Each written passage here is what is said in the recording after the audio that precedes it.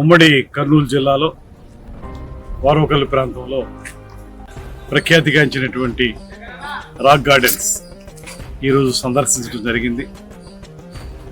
సహజ సిద్ధంగా నిర్మాణమైనటువంటి ఈ రాక్ గార్డెన్ అద్భుతమైనటువంటి ప్రకృతి సౌందర్యానికి ఆలవాలంగా నిలుస్తుంది. సహజంగా ఉన్నటువంటి ఈ రాక్ గార్డెన్స్ మధ్యలో ఉన్నటువంటి వాటర్ ఫ్లో, అదేవిధంగా లక్షల సంవత్సరాలుగా ఏర్పడినటువంటి ఈ రాక్స్, ఇవన్నీ కూడా చూపరులని విశేషంగా ఆకర్షిస్తున్నాయి.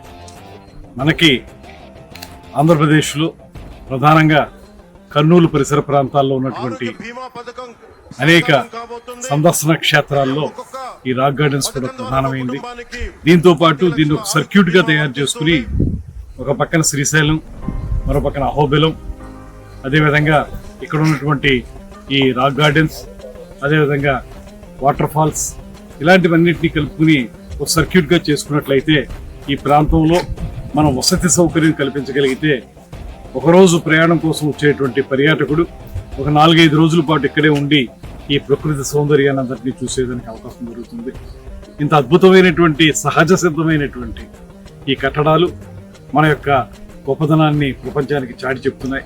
అందుకే ఇక్కడికి చాలా మంది పర్యాటకులు వస్తూ ఉన్నారు. శని ఆదివారాల్లో చాలా ఎక్కువ మంది వస్తారు. ముఖ్యంగా కనెక్టివిటీ కూడా బాగా పెరిగింది.